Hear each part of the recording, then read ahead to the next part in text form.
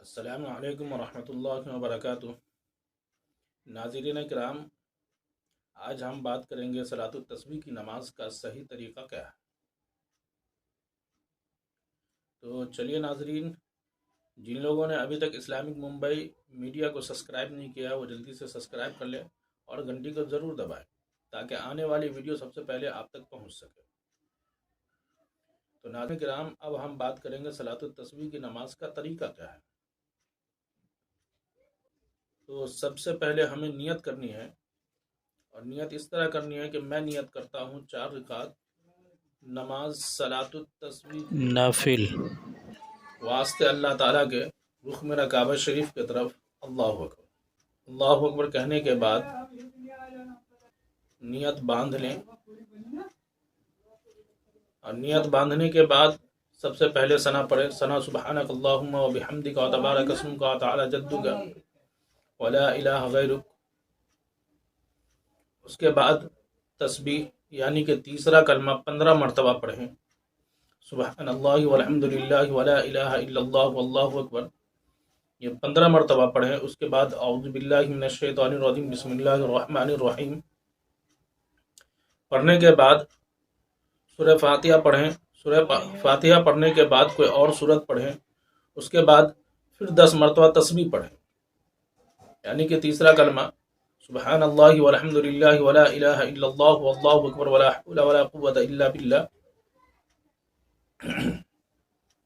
سبحان اللہ والحمد للہ ولا الہ الا اللہ واللہ اکبر ولا حول ولا قوة الا باللہ العلی العظیم پڑھنے 10 مرتبہ پڑھنے کے بعد رکوع میں جائیں۔ رکوع میں جانے کے بعد سبحان ربی العظیم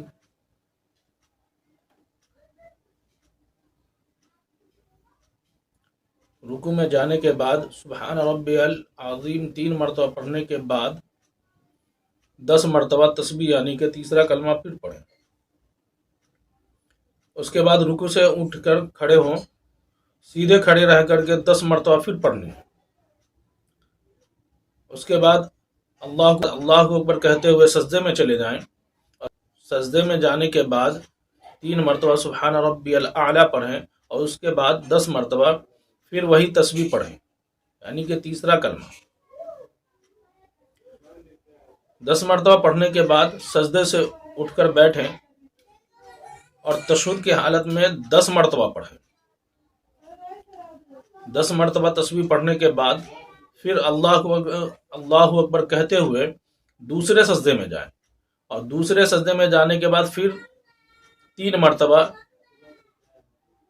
سبحان ربی الاعلیٰ پڑھنے کے بعد پھر 10 مرتبہ پڑھیں، اور 10 مرتبہ تسبیح پڑھنے کے بعد اللہ اکبر کہتے ہوئے سیدھا کھڑے ہو جائیں۔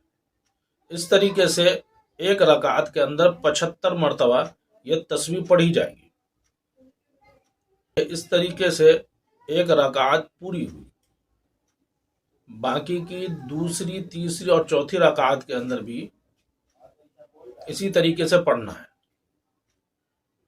یعنی کہ ایک رکعت میں 75 مرتبہ پڑھنی ہے، اور اسی طریقے سے دوسری اور تیسری رکعت، تیسری چوتھی رکعت میں بھی اسی طرح پڑھنا ہے۔